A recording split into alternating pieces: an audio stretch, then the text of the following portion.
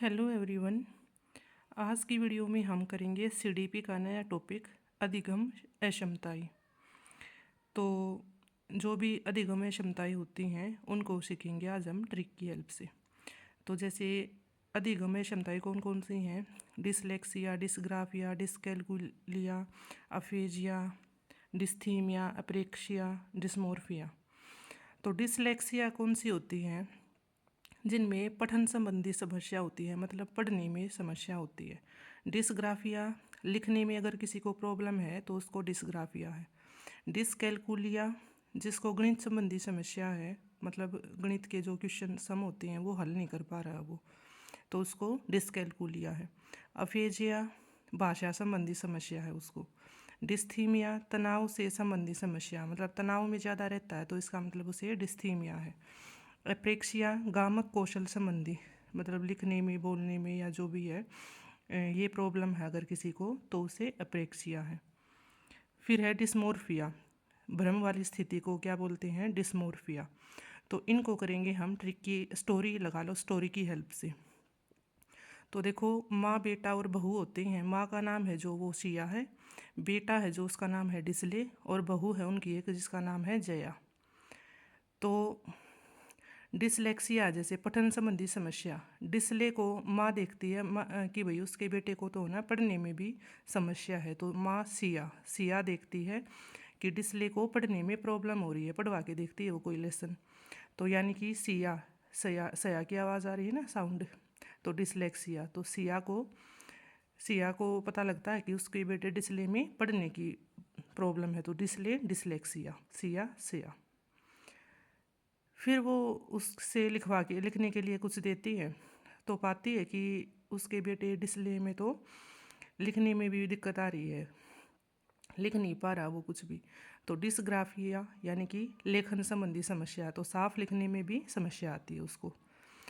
फिर उसे वो एक सम करने को देती है और देखती है कि उसका बेटा डिसले तो क्या कर रहा है, कैलकुलेटर की हेल्प से हल कर रहा है सम को, तो यानी कि उसको क्या है, गणित संबंधी समस्या है। तो डिसकैलकुलिया, गणित संबंधी समस्या है उसे, डिसले को। तो डिस की साउंड आ रही है तीनों में, dis dis dis, dyslexia, dysgraphia, dyscalculia.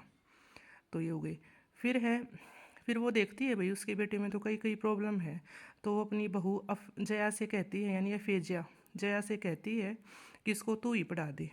तो जया होती है जो वो दूसरी स्टेट से है, तो उसकी भाषा समझ नहीं आती, तो जया की भाषा समझ नहीं आती, यानी कि क्या है, भाषा संबंधी समस्या है। तो अफेजिया, जया को भाषा संबंधी समस्या है।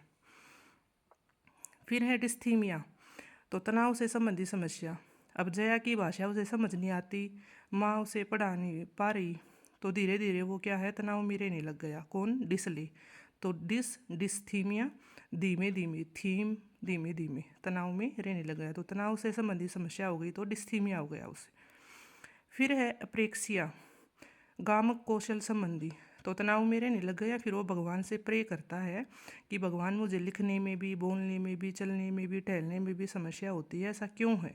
प्रेक्सिया। और जैसे ये प्रॉब्लम है, बोलने में या फिर चलने में, टहलने में समस्या है, वो कौन सी विकार से संबंधित है? अप्रेक्सिया। फिर लास्ट है डिस्मोर्फिया। डिस्मोर्फिया, भ्रम वाली स्थिति जो होती है वो होती है डिस्मोर्फिया। तो वो कहता है कि मेरी मैया, मुझ में इतनी सारी प्रॉब्लम है तो मोरी मैया आज भी भ्रम में है। तो मोरफिया, मोरी मैया आज भी भ्रम में है, तो भ्रम वाली स्थिति जो होती है वो डिस्मोर्फिया। तो ये थे हमारी अधिगम अक्षमताएं, 7 हैं। इनमें से एक तो एग्ज़ाम में खासकर तो ये डिसलेक्सिया, डिसग्राफिया, डिसकैलकुलिया और एक अफेजिया, ये हैं जो इनमें से लगभग पूछा ही जाता है एग्ज़ाम में क्वेश्चन। तो ये थी इसको याद करने के लिए एक छोटी सी स्टोरी जो हमने माँ बेटा और बहू की हेल्प से लर्न की। तो उम्मीद है कि वीडियो आपको पसंद आई होगी। तो वीडियो को ज़्यादा से ज़्यादा लाइक करें, शेयर करें और चैनल को सब्सक्राइब करें।